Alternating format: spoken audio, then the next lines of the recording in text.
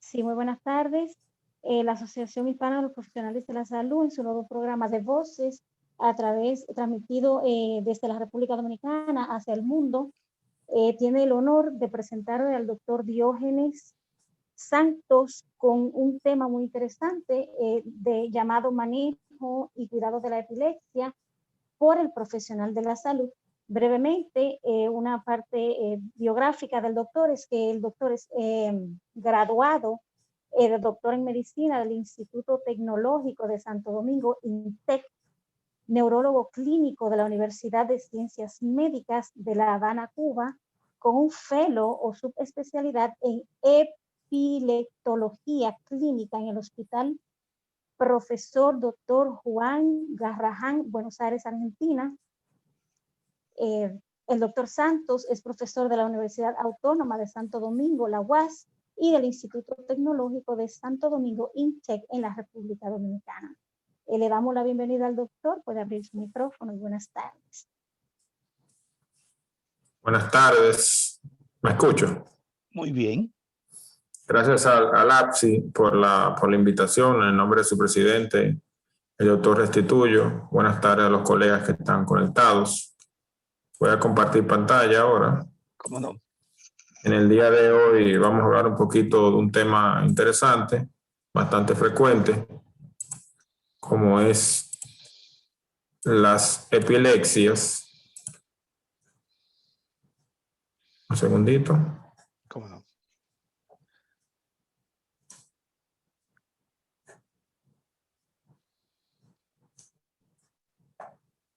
¿Se ve el PowerPoint ahí? Está abriendo. No se ve todavía, pero viene. Ok.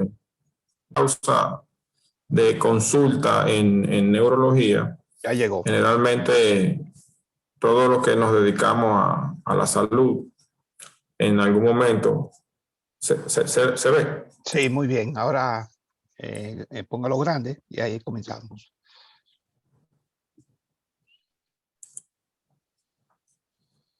Ok, ahí está cargando. Okay. Algunos de nosotros hemos tenido a un familiar, a un amigo que ha presentado alguna convulsión en algún momento.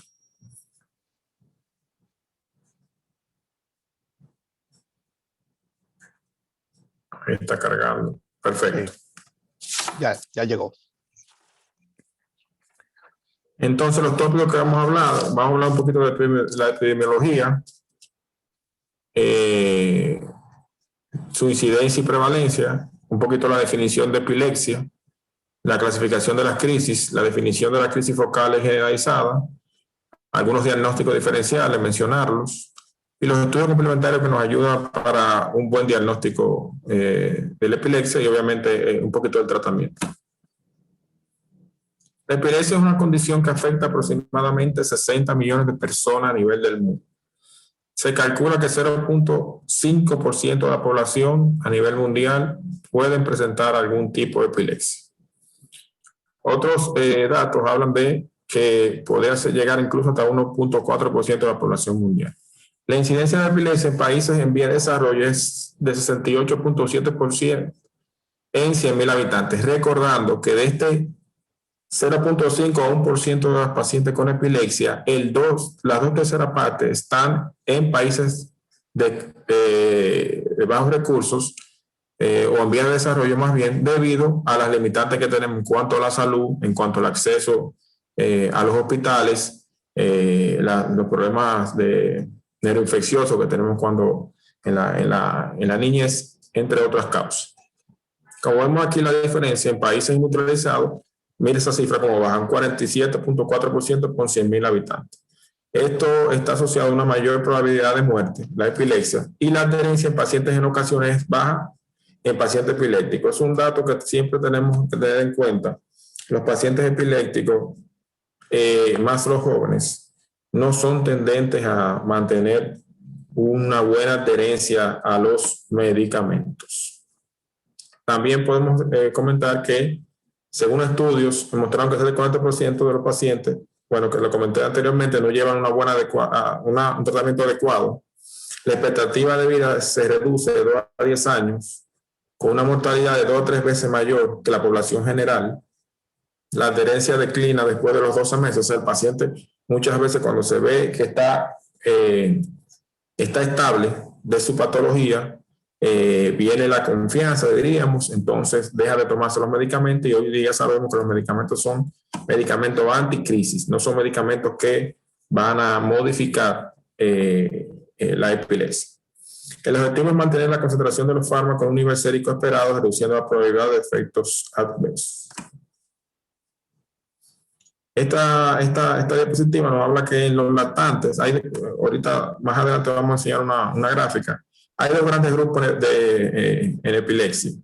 Los lactantes tienen de 10 a 233 por 100.000 habitantes probabilidad de tener epilepsia. En los infantes disminuye un poquito esa cifra, de 60 por 100.000 habitantes. En los adolescentes disminuye un poquito más, de 30 a 40 por 100.000 habitantes.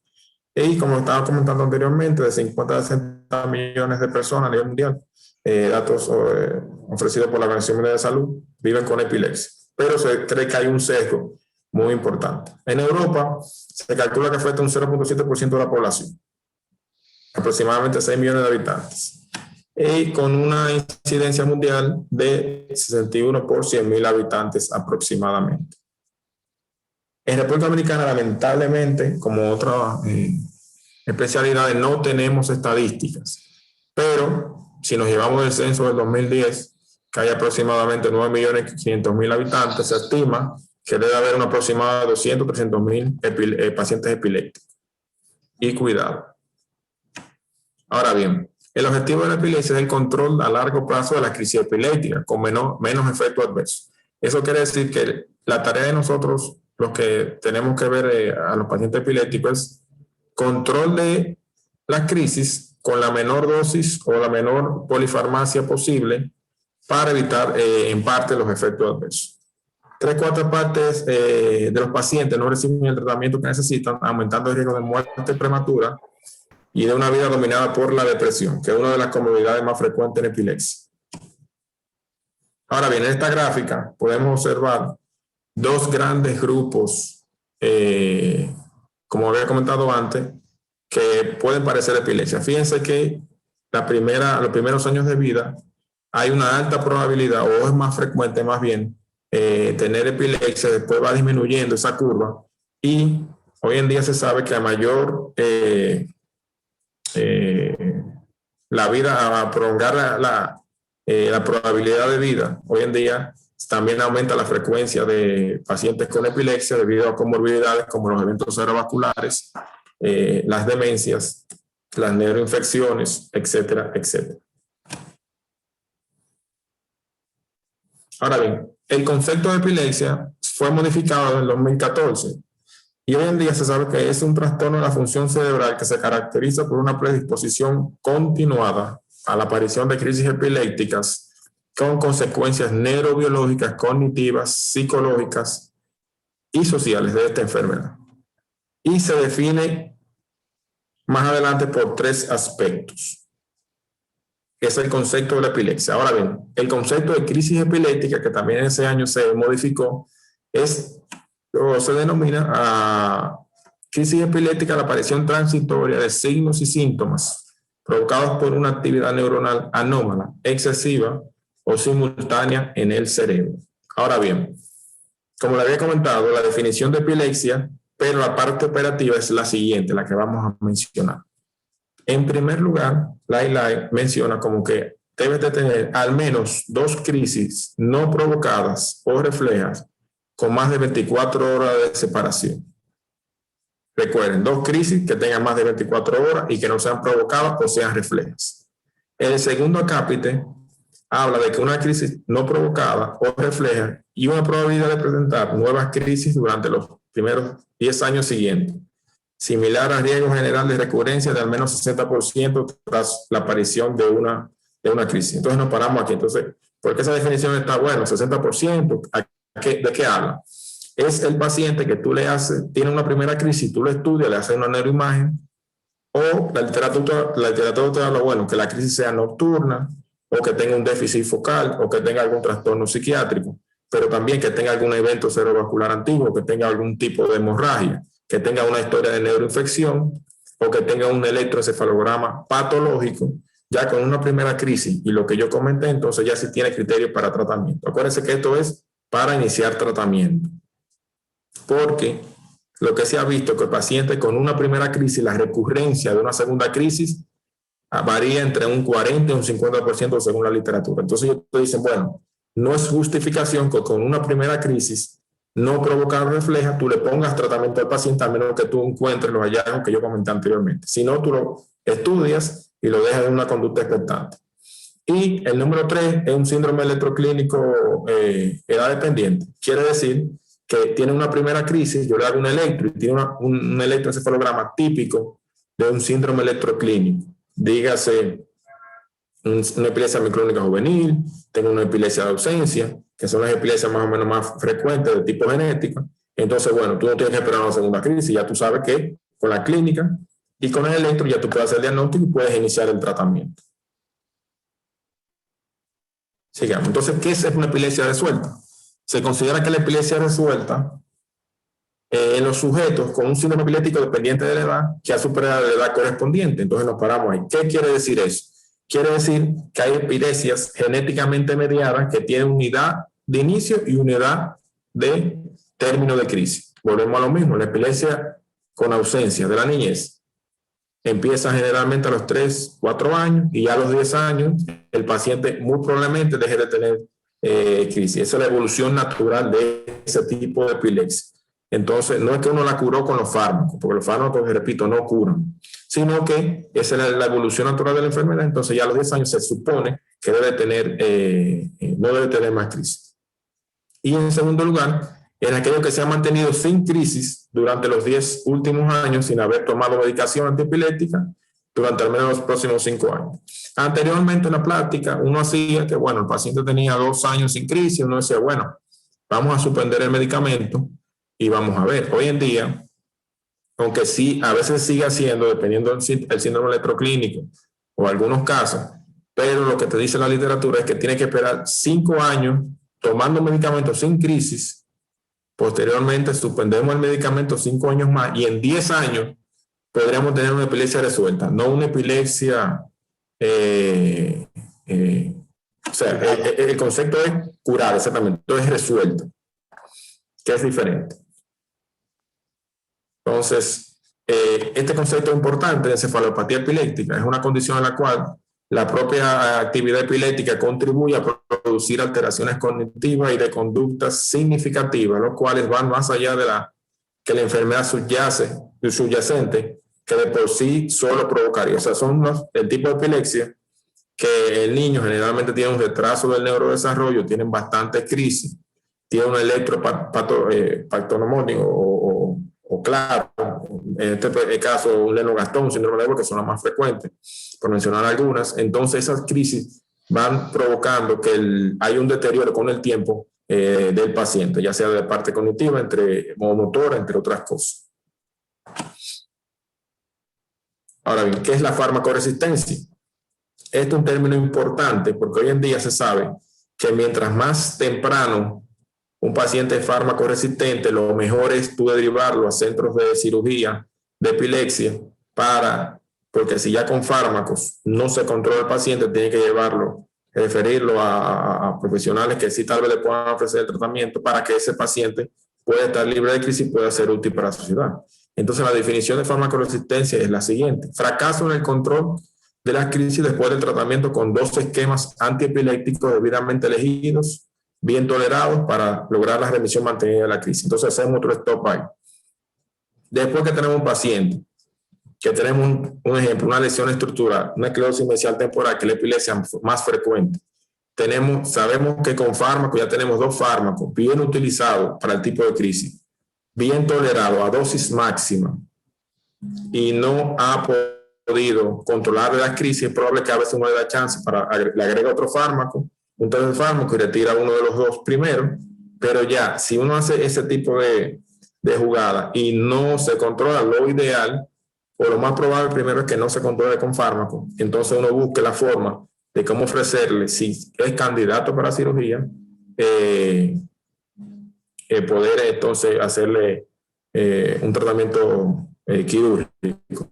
Sí cumple. Entonces, el otro acápite de remisión mantenida de la crisis se traduce por un periodo de al menos 3 veces igual o superior al más largo intervalo durante las crisis, o al menos 2 meses. A veces, ¿qué pasa con este dato?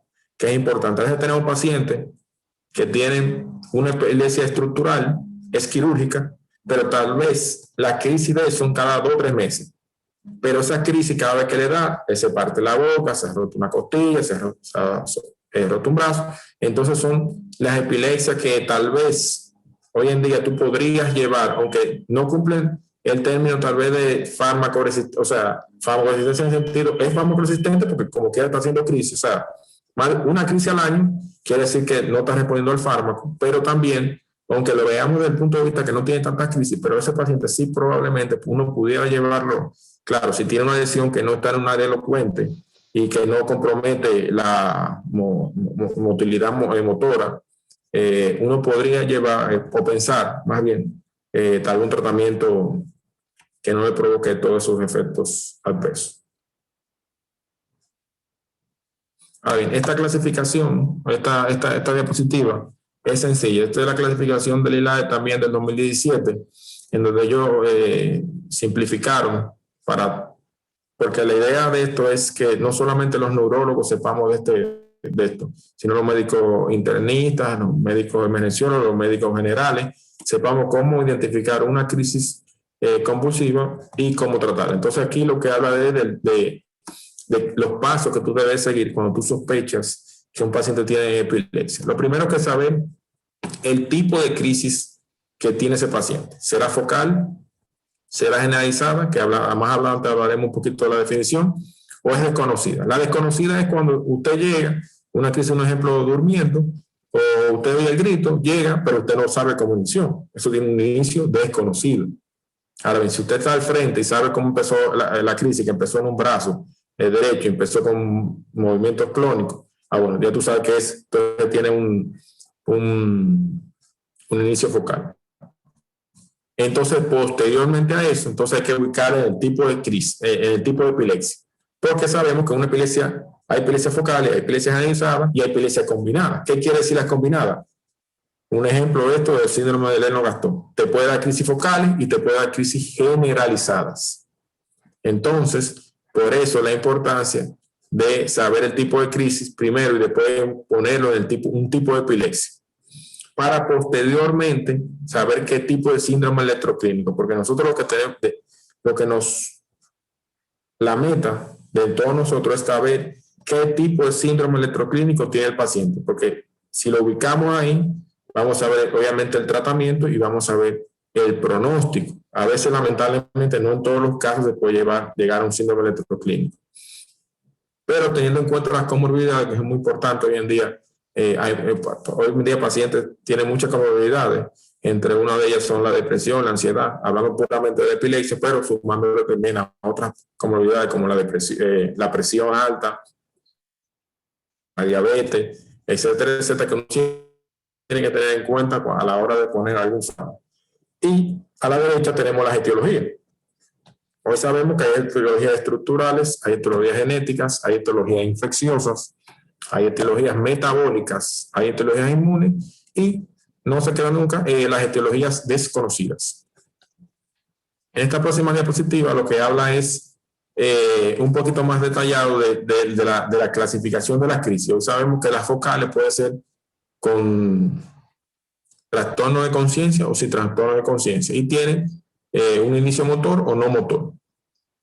Y así están también y por igual las epilepsias generalizadas con inicio motor y no motor. Entonces están las desconocidas.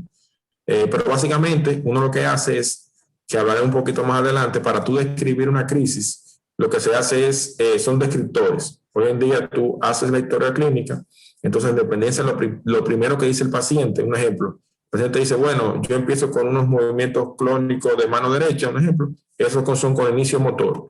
Tú le preguntas, ¿tú pierdes el conocimiento? ¿Tú estás consciente de todo lo que pasa? Bueno, entonces sí es sin trastorno de conciencia con inicio motor. Eso ya es un descriptor. O si no, las no motoras, síntomas, un ejemplo, síntomas autonómicos. El paciente te puede decir, bueno, doctor, a mí empieza la crisis que tengo una piloerección en el brazo derecho, o me da una sensación ascendente en el epigastrio. Bueno, entonces, pero tú pierdes la conciencia. No, pues entonces, repito, es lo mismo, sin trastorno de conciencia y no motor, este es el caso autonómico. Entonces, eso con la práctica uno lo va aplicando y es muy bueno para uno saber. La idea de esto, todo el mundo hablar el mismo idioma y saber que cuando tú ves una crisis y tú describes una crisis, entonces tú usas los prescriptores que están descritos, valga la redundancia, ya. Entonces, eso ayuda. Estemos aquí, estemos en China, en cualquier parte del mundo. Entonces, ¿qué son las epilepsias focales? Las crisis focales son las que se originan en redes neuronales limitadas a un hemisferio, aunque pueden involucrar al hemisferio contralateral. Eso es importante porque a veces tenemos pacientes con epilepsias focales que pueden dar manifestaciones bilaterales y entonces se confunde con epilepsia generalizada, entonces ahí vienen. Porque la importancia de saber si es focal o generalizada va a depender muchas veces en el tipo de tratamiento que tú le vas a dar. Pero recordando que siempre se origina en un hemisferio. La ILAI recomienda describir las crisis, como comenté anteriormente, por sus características semiológicas, evitando incluir en características especiales. Y, como comenté antes también, utilizando los descriptores. Ahora bien, las epilepsias generalizadas, estas sí se originan también en una red neuronal bien distribuida, pero que se distribuye bien rápido en ambos hemisferios. Esto quiere decir que también puede iniciar, no como antes se pensaba, que era todo el cerebro al mismo tiempo que se activaba. Repito, se inicia en una red neuronal, en un punto, pero se hace bilateral muy rápidamente. Estas redes pueden incluir tanto estructuras corticales como subcorticales, pero no necesariamente incluyen la totalidad de la corteza cerebral. Por eso, hoy en día, por medio de la tecnología y de estudios de PET y SPET, hoy se sabe que la epilepsia de ausencia siempre se toma en cuenta. Hoy en día hay una relación tálamo cortical muy importante. Entonces se dice que la descarga empieza en la corteza, pero van al tálamo y después generalmente se fluyen o se presentan más en regiones frontales. Por eso es que cuando uno coge una epilepsia generalizada de tipo ausencia, tipo neurocrónica juvenil, o más bien epilepsia generalizada, generalmente los paroxismos están más a nivel frontal. Y tú dices, bueno, pero es generalizada, pero ¿por qué a veces nada más se ve a nivel frontal, frontocentral? Bueno, entonces por esa parte, aunque sea generalizada, pero bueno, generalmente tiene más presencia del paroxismo en esas áreas.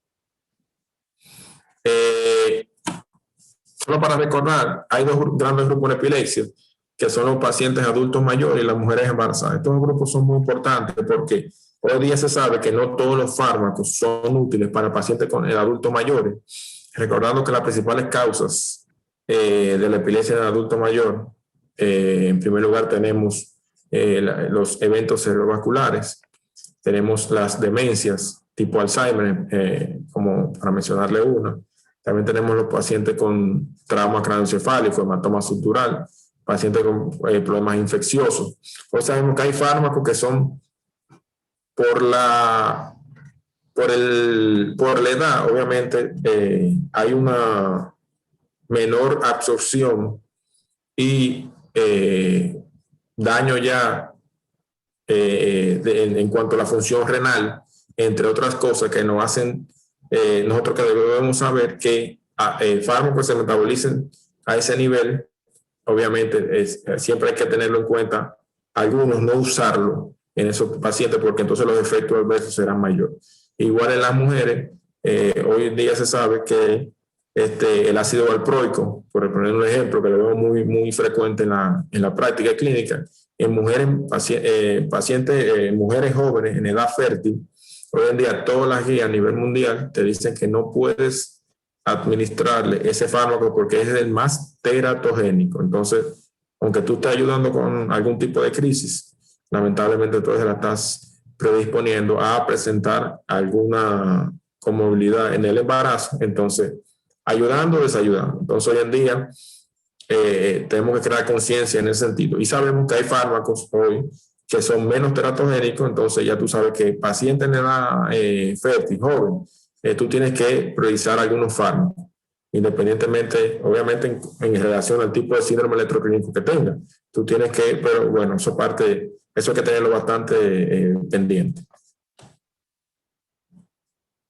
Dentro de diagnósticos diferenciales que pueden simular una crisis epiléptica, tenemos los eventos cerebrovasculares como el ataque isquémico transitorio, los síncopes, generalmente nosotros que vemos pacientes de urgencia o por consulta, generalmente los diagnósticos más frecuentes que vemos ahí, será convulsión real, no será real. Bueno, tenemos el TIA, tenemos los síncopes, tenemos la crisis psicógena, que se ve mucho en pacientes jóvenes, mujeres, que generalmente tienen un antecedente de un trauma craneoencefálico o han tenido algún abuso o algún bullying en la escuela y de un momento a otro empiezan a hacer crisis estereotipadas, pero bueno, como tú ves hoy en día le pedimos siempre a los pacientes que traten de grabar una crisis porque eso nos ayuda con la semiología. Entonces, como tú ves que el paciente cierra los ojos, que la crisis dura mucho, que hay movimiento pélvico, y que hay algún antecedente, tal vez algún problema personal, psiquiátrico, entonces bueno, eso más o menos nos va orientando entre un diagnóstico diferencial entre crisis real y crisis no real. Por ahí hay un estudio o varios estudios que hablan de pacientes que han llegado incluso a centros de primer nivel con cirugía de epilepsia refractaria, que cuando se han vuelto a estudiar, lo que tienen son unas crisis psicógenas.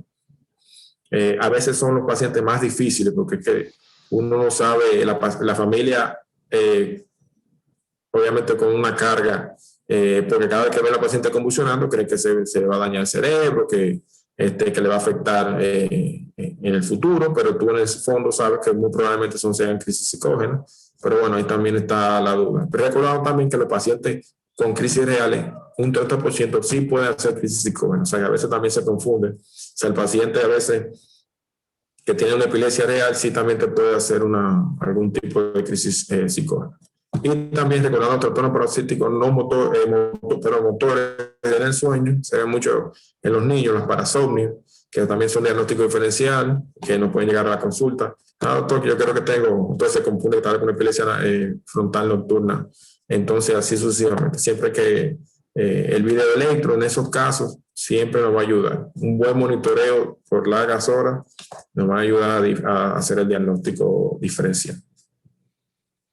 Entonces, para hacer, obviamente, un buen diagnóstico, lo primero es la historia clínica. La historia clínica, como en todo en medicina, nos va a ayudar a llegar a un 70-80% del diagnóstico.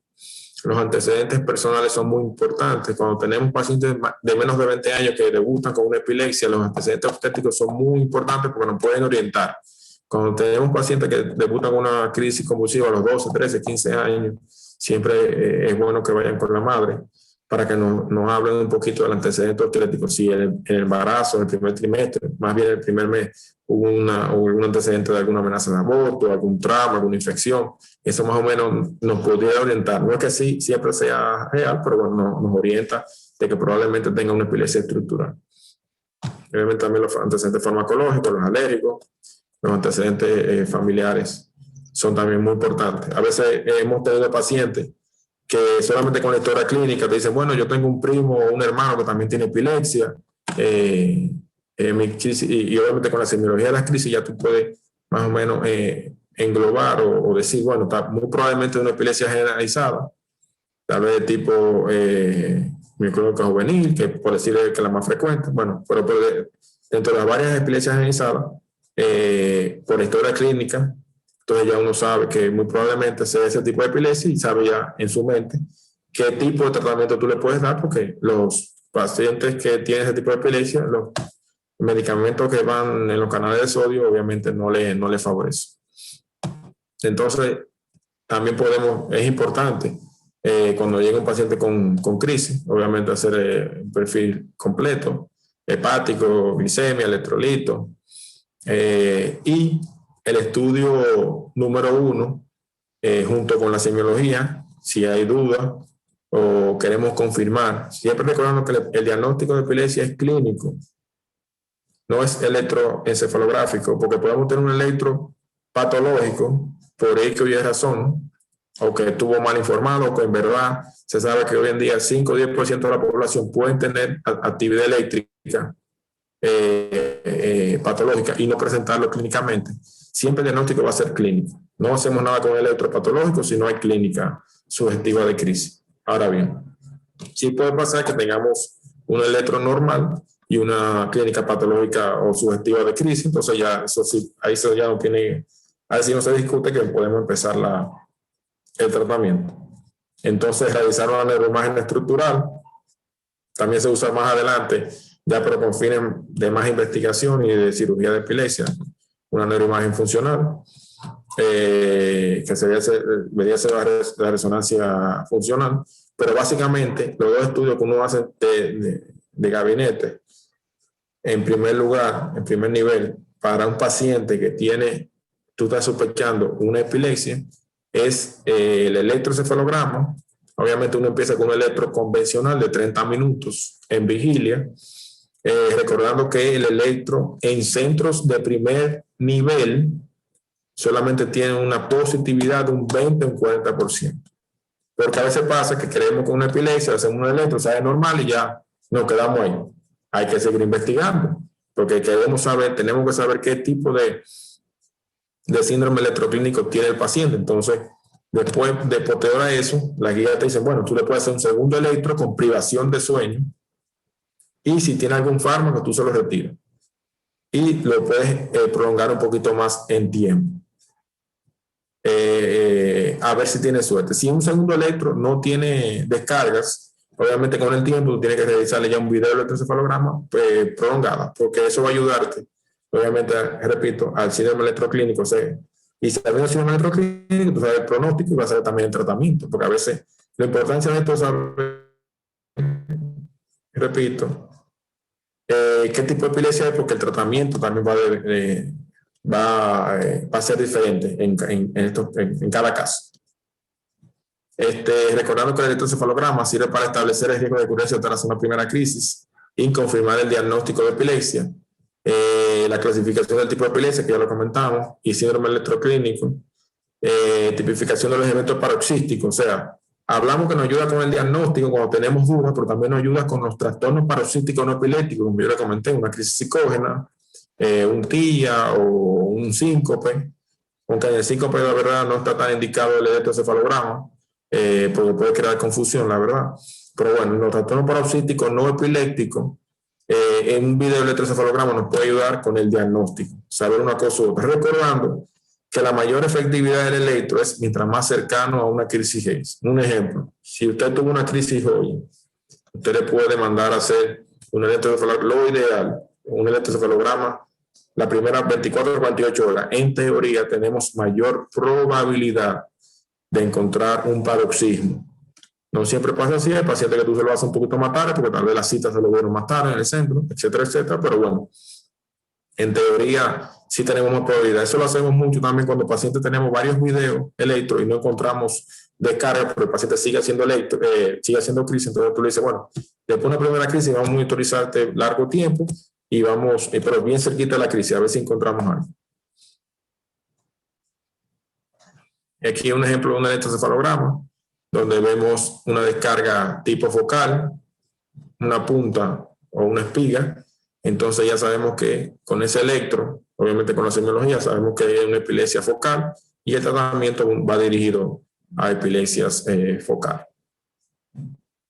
Ahora bien, la resonancia magnética, hablamos que la recomendación que sea de alto campo. Alto campo quiere decir más de 1.5 Tesla. No hacemos nada haciendo tomografía o resonancia eléctrica de 0.35 Tesla o menor de ahí, porque la calidad no va a ser la mejor. La tomografía solamente se deja para cuando el paciente, obviamente en urgencia, una convulsión de novo, tú quieres saber si tiene sangre o no, pero para el estudio del paciente con epilepsia, la resonancia pero la tomografía no nos ayuda porque el parénquima cerebral y las áreas más comunes de epilepsia, como los temporales, no se ven muy claras. Entonces, lo ideal es hacer entonces la resonancia con protocolo convulsivo, que son cortes especiales en áreas que son más frecuentes de epilepsia, y también que sea de alto campo. Hoy en día, en República Dominicana tenemos ya 3 Tesla, que es más o menos la más potente del área del Caribe, Pero recordando que en Estados Unidos hay ya 7 Tesla y el otro día escuché a un neuroradiólogo decirme que estaba trabajando en un 11 Tesla. O sea, eso quiere decir que en un futuro tal vez cercano, la epilepsia en sentido general va a cambiar completamente porque de eso va a depender el tipo de lesión que encontremos. Hoy en día sabemos que aunque tengamos el protocolo convulsivo y sea un 3 Tesla, lamentablemente hay lesiones que con la tecnología que tenemos por lo menos en nuestro país, algunas lesiones no son visibles. A pesar de que una tecnología muy, muy buena que supera más de promedio, no son visibles.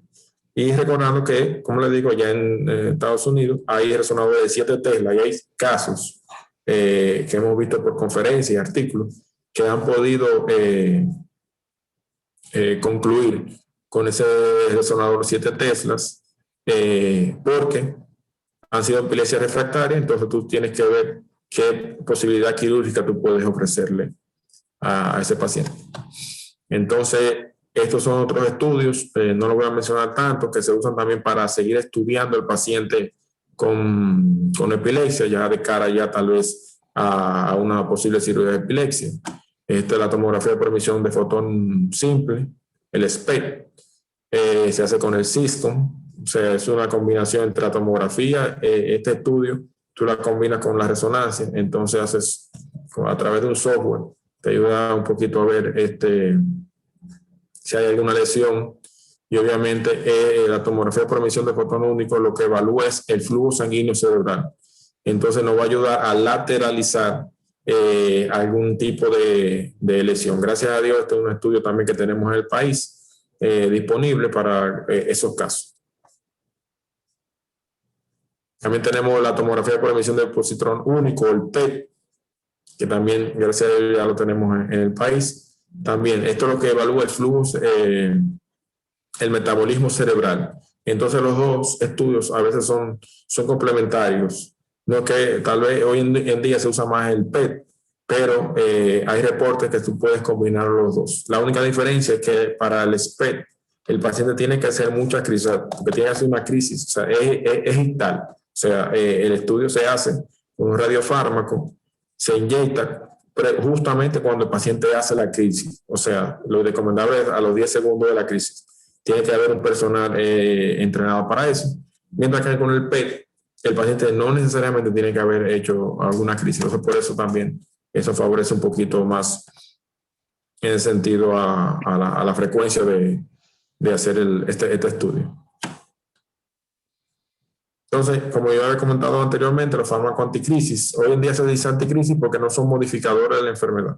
Sabemos que son medicamentos, como un ejemplo, con el paciente que toma medicamentos para la presión. Si dejaste de tomar un día, lamentablemente ese día está desprovisto de la protección del umbral, o sea, que te protege del umbral convulsivo, es probable que tengas algún tipo de crisis. Hasta ahora, 70% de los pacientes a nivel mundial van a ser controlados con fármacos. Un 30% no va a ser controlado con fármacos. Esta gráfica es muy importante porque si se fijan, desde que descubrieron el bromuro o el fenobarbital en 1912 hasta esta gráfica dice el 2010, pero bueno, hay otra gráfica que está un poquito más adelantada hasta el 2020. Cuando tú te buscas la literatura, hasta ahora, los fármacos viejos y los nuevos, de primera generación y segunda generación, todos todavía solamente controlan el 70%. Tú te preguntarás, pero con tantos fármacos que hay hoy en día en el mercado, ¿cómo que todavía no pasamos de un 70%? Los viejos y los nuevos. La única diferencia no es la efectividad, es los efectos adversos. Cuando tú tomas una carbamazepina y tomas tal vez un medicamento como la lacosamida, la efectividad se mantiene más o menos cerca de un 70%. Lo único que es probable que con la carbamazepina muchos pacientes refieren a algún tipo de efecto adverso que tal vez o interacción también con otros fármacos que tal vez la lacosamida, por decirle un nombre, no tenga, no la presente. Entonces el tratamiento básicamente lo podemos dividir en medicamentos de amplio espectro y de espectro estrecho. Estrecho quiere decir que son generalmente utilizados para crisis focales. Repito, es muy importante saber el tipo de crisis, como comenté anteriormente, porque vemos mucho en la práctica pacientes con epilepsia generalizada que le ponen carbamazepina, difenhidroatoína, y sabemos que esos medicamentos no ayudan en nada al tipo de crisis y lo que hace es que la exacerbe. Entonces tuve el paciente con crisis, uno subiendo el medicamento y no se han parado, no se detienen a decir, no, perdón, vamos a hacer la historia clínica de nuevo. ¿A qué edad debutó? ¿Cómo son las crisis? ¿Cómo es la semiología? ¿Tú tienes algo que te avise cuando vienen las crisis? Etcétera, etcétera. Y del lado derecho tenemos los medicamentos que aquí en Santo Domingo están y que son de amplio espectro.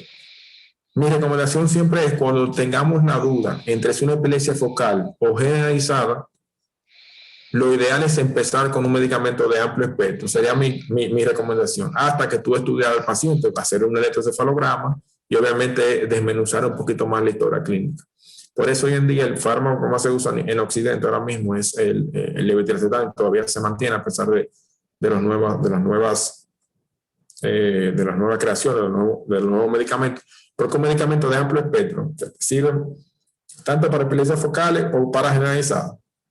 Entonces, repito, en una primera instancia que tú no sabes bien cómo es, pero el paciente ya tiene dos o tres crisis, uno pudiera, en principio, utilizar el levetiracetam y cubrir esa parte. Recordando que estos son algunos fármacos que no tenemos en Santo Domingo, que son muy importantes para algunos tipos de crisis, como la vigabatrina, que se usa para el síndrome de West, el estiripentor para el síndrome de Dravet, y el brivaracetam, que es un fármaco moderno que tiene menor efecto adverso que hasta ahora reportado, que el levetiracetam como sería una buena opción en un futuro tenerlo. Quise ponerlo para recordando que el ácido valproico, esto es la guía del NICE, ellos recomiendan, como todas las guías, pero esta que es muy reconocida a nivel mundial y uno siempre se basa en todos los años cuando sale, el uso de ácido valproico en mujeres de edad fértil debe ser eliminado, no se puede usar. Entonces solamente quería dejarle esto para que tengamos eso en cuenta cuando veamos una mujer joven en edad fértil con ácido valproico.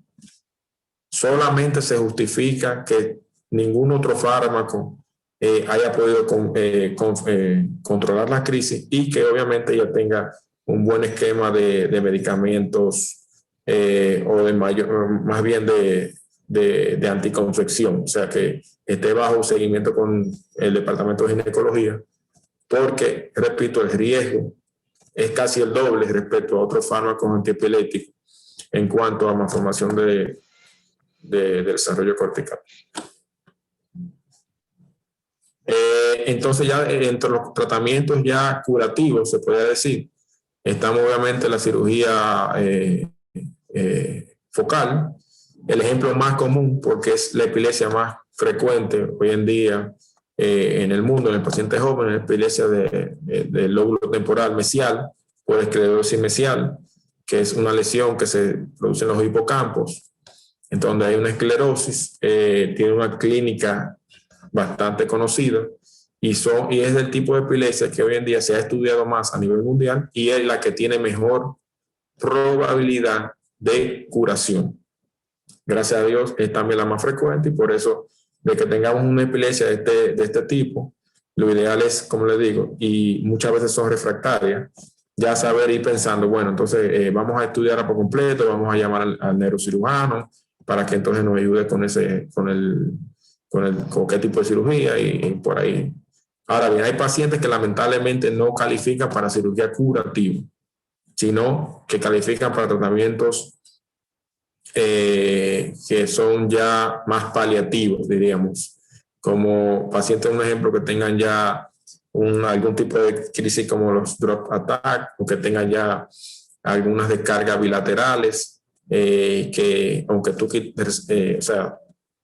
o tengan lesiones múltiples, que tú no puedes quitarle todas las lesiones lamentablemente del cerebro, Entonces tú buscas otros tratamientos que tal vez le puedan dar calidad de vida a ese paciente, disminuir la frecuencia de la crisis, porque aquí todo el que se dedica a neurología fácilmente ha tenido pacientes que tienen hasta 20 o 30 crisis diarias. Y si tú le puedes mejorar la calidad de vida a ese niño, eso vale. Entonces, todos estos tratamientos, que algunos son quirúrgicos, paliativos y otros no quirúrgicos, como el estimulador de hielo vago, la estimulación cerebral profunda, la dicetona, el cannabis hoy en día, ya incluso la FDA ha aprobado el cannabis para algunas encefalopatías epilépticas ya bien conocidas.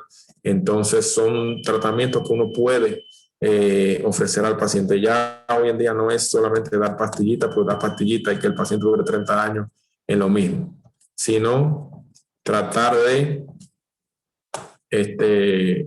ver cómo podemos ofrecerle un mayor control al paciente con lo que tenemos a nivel del mercado.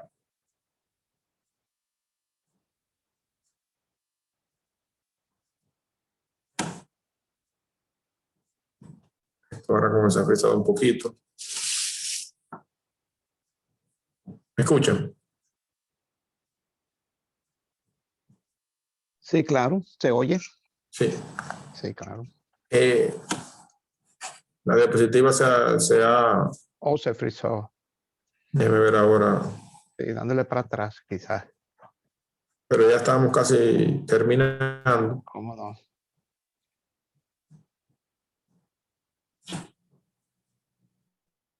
Ahí llegó. Ah. Ok. Sí. Bueno, pero básicamente es eso. Saber, hoy en día hay estudios que hablan de que el promedio de los pacientes que llegan a cirugía son 20 años. Esos son con datos en países desarrollados como Estados Unidos. Imagínense los países como nosotros que no tenemos, hay poco acceso, lamentablemente, a la cirugía por lo costoso que es. Anteriormente estábamos hablando de los problemas que tienen los pacientes para tú estudiar. O sea, todo esto que yo mencioné, la mayoría de las cosas no la cubren los seguros. Entonces el paciente tiene que, lamentablemente, incurrir en un gasto excesivo.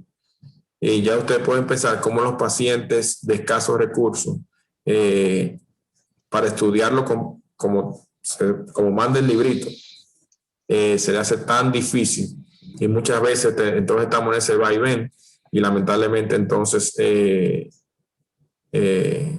pasa mucho tiempo, tal vez tiempo vital, y cuando si se llegan a cirugía, si es que llegan, ya han pasado 30 a 40 años, y muy probablemente ese cerebro, hay algo que se llama la hiperlitogénesis secundaria, que es el cerebro que cuando después convulsiona mucho, hace como un foco en otra, o sea, que siembra un foco en otra área. Entonces, que tú elimines tal vez el foco primario, muy probablemente pudiera quedar secundario. Entonces, las conclusiones para terminar ya. En la evaluación del paciente con epilepsia es imprescindible conocer los diferentes tipos de crisis que existen y realizar un correcto diagnóstico diferencial entre ellas. Es vital conocer los datos semiológicos y del electroencefalograma más característicos de cada crisis e interpretarlo en el contexto clínico más adecuado. Y por último, esto podría ayudarnos a diagnosticar el síndrome electroclínico, como le comenté anteriormente, que presenta el paciente y un tratamiento adecuado. Esto nos va a permitir un tratamiento adecuado y posiblemente el diagnóstico correcto. Básicamente era eso que le traje para hoy. Muy bien. Repito, muchas gracias. Muchas gracias por la invitación. Déjeme yo ver, que esto está bastante lento. Sí. Y dejo de compartir. Sí. Excelente, escucho. gracias. Gracias por el aporte, el doctor Diógenes Santos Pérez. Gracias por participar. Ya pueden abrir su micrófono para alguna inquietud o pregunta. Creo que la doctora Raiza Porterreal tiene una inquietud. Raiza, creo que puede abrir tu micrófono ya. Sí, buenas noches ya acá. Doctor, de verdad excelente su exposición. La pregunta que tengo es sobre Los casos que le ha tocado a usted manejar de las cirugías para epilepsia en República Dominicana, en el caso, ¿verdad?, de que se hayan resuelto algunos casos por esa vía, ¿cuál ha sido el resultado y cuál es el costo aproximado de un procedimiento quirúrgico para epilepsia? Más o menos, ¿por dónde andan esos montos aquí en el país? Muchísimas gracias.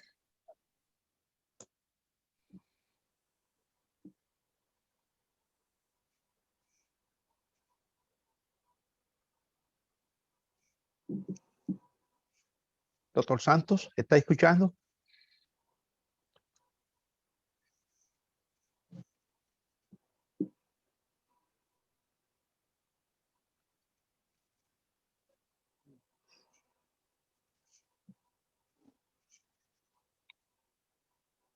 ¿Me puede escuchar? Sí, ahora sí. Sí. No, yo soy el padre, parece que... Ah, sí, doctor Santos Viloria, adelante, doctor. Fíjate, le puedo responder esa pregunta porque veo que salió de la pantalla, no sé qué pasó ahí. ¿Cómo no? Adelante, profesor. No, estamos por aquí, doctor, no hay ningún problema. Aquí estamos. No, es su hijo que se salió. Sí. He venido, como él te dijo, varios casos de epilepsia. Los mejores resultados se tienen en epilepsia del lóbulo temporal. Ya. La esclerosis mesial, donde en todas las estadísticas del mundo dan 80 o 90% de éxito. Pero resulta que en nuestro país, con las limitaciones que tenemos, hemos operado un número más o menos importante de pacientes. El último caso lo hicimos hace apenas un año, de una esclerosis mesial. El paciente le ha ido muy bien, pero una vez el costo es muy alto, porque estamos hablando aproximadamente de 1,5 millones de pesos, de 1,400,000 pesos. ¿Me escucha? Sí, sí, muy bien. Hace, Sí, Claro que sí. que hace entonces que no sea accesible a la mayoría de los pacientes nuestros este tipo de tratamiento, ¿no? Lamentablemente. No hay un hospital desde el gobierno, por decir público, un servicio que pueda operar a estos pacientes. Estamos tratando de ver y justamente vamos ahora, tenemos un proyecto ahí para presentárselo a algunos diputados, tanto el doctor Santos Pérez como yo lo elaboramos y lo vamos a presentar en estos días para ver de qué manera puede incluir la epilepsia como una enfermedad importante y que pueda legislar para esos pacientes, como hay legislación en otros países como Argentina, Chile, México y otros países que tienen entonces legislación para los pacientes epilépticos que consideran que es una enfermedad importante y que tienen que tener una ayuda más adecuada para esa gente. Cómo no, cómo no. También tenemos, sí. Como quirúrgico. El doctor Fico está levantando la mano. Ah, sí, adelante, doctor Bautista. Sí, gracias. Buenas tardes a todos. Doctor Santos Viloria, dígame qué gárgara que usted hace, porque usted está hablando más joven que antes.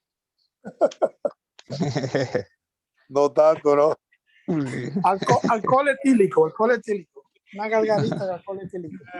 Mire, yo quisiera hacer un par de comentarios desde el punto de vista clínico, no quirúrgico.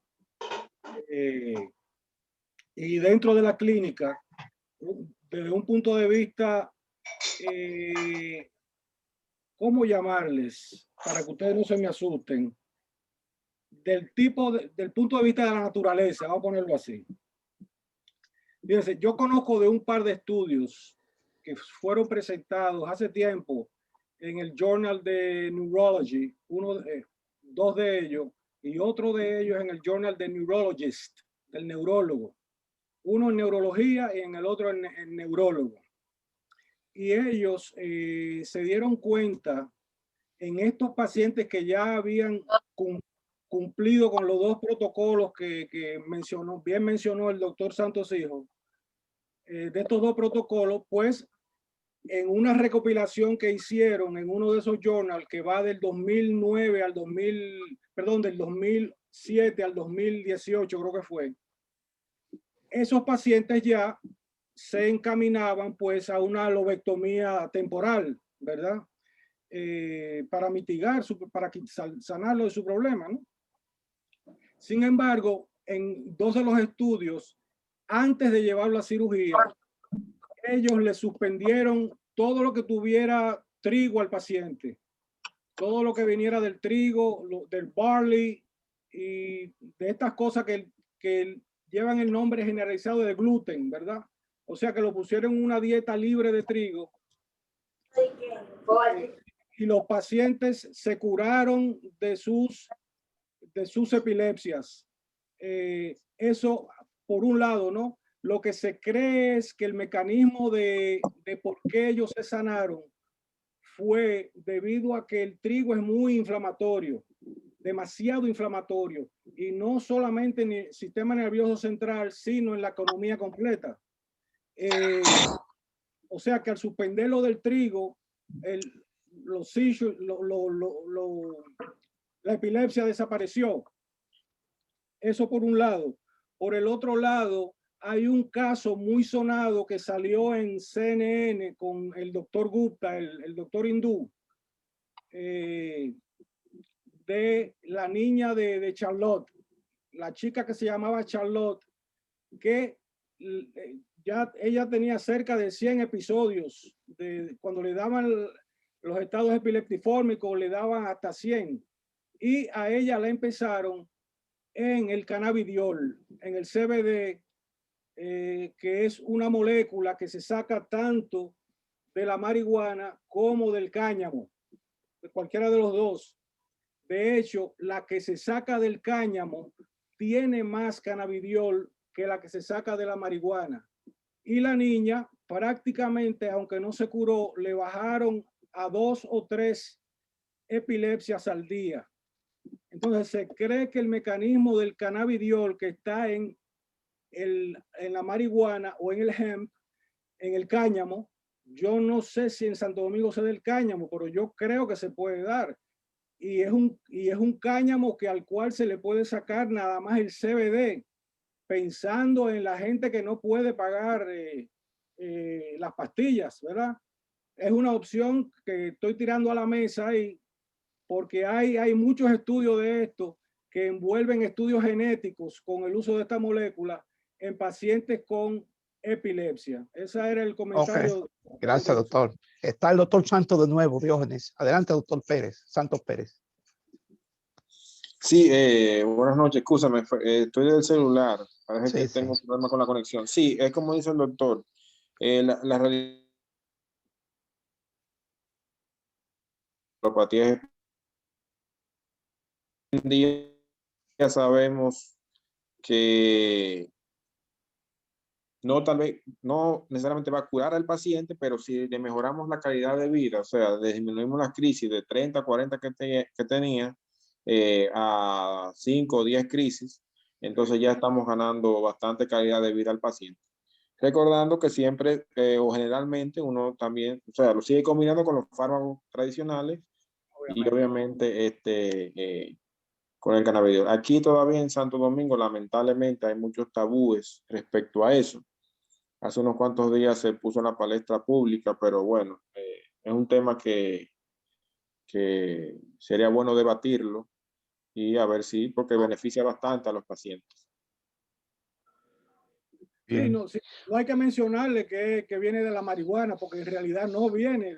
O sea, puede venir del cáñamo. Y de hecho, el cáñamo tiene mucho más del CBD que del THC. Y se puede, hacer la molécula pura de CBD en algún laboratorio allá.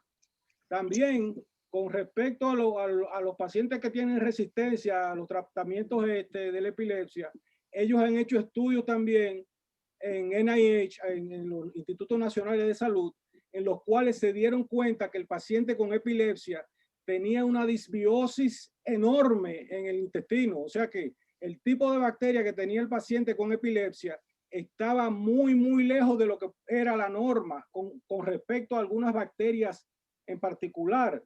O sea que arreglándole la disbiosis al paciente con epilepsia, también ellos han visto resultados favorables. Gracias. ¿Alguien más tiene un comentario o pregunta para el doctor Diógenes Santos sobre el tema? ¿Algún otro comentario? Pueden abrir su micrófono el que quiera antes de cerrar o finalizar. Agradecerle a todos ustedes la participación, a la doctora Pela del Perú. ¿Me escuchan? Sí, sí, doctor Santos Viloria. Bueno, yo quería agregar algo. A veces hay cosas que yo con los años que tengo en medicina, aparecen a veces cosas que uno no puede estipularlo como que eso ya debe ir. Si son observaciones que se han hecho, que no tienen un origen científico, sino observacional, obviamente no tienen el mismo rigor que si tú fueras científico. Y yo entonces, no es que no estoy en desacuerdo con lo que acaba de explicar el colega, pero por lo menos se necesita más experiencia para uno decir, mira, esto es lo que debe ir. Esa es la experiencia mía. Ahora, en cuanto a se refiere, ya se sabe hace unos años, inclusive en los Estados Unidos hay muchos sitios donde se usa el canabidol como una elección para epilepsia. Y eso vino por la observación de una niña que tiene un síndrome de Dravet, que su papá no encontraba qué hacer y qué sé yo, decidió darle el cannabinoide y de repente por la muchachita, la niña comenzó a controlarse la crisis. Aquí, como dijo mi hijo, el problema es el tabú del cannabinoide y la marihuana y qué sé yo. Y obviamente eso, pero ya nosotros tenemos varios pacientes que lo tenemos en tratamiento con cannabinoide y que le ha ido muy bien. Lo que yo desconozco del cáñamo, que se tenga, y es interesante, si eso que dice el doctor, que del cáñamo se puede traer, porque eso, aquí hay cáñamo y se podría abaratar, porque no es que no hay marihuana aquí, porque no es la misma marihuana que usan para fumar, es una que inclusive por allá por Colorado y muchos sitios tienen que nada de campo de eso, donde lo producen. Y ya ha sido admitido en algunos países como una droga importante, no solamente para la gente que no duerme, para gente que tiene dolores, una serie de cosas que esa cannabinoide ha dado respuesta, pero en este caso la epilepsia también es uno de ellos, sobre todo en casos que no habían respondido. Ya le dimos, nosotros tenemos experiencia de algunos casos que le ha ido muy bien.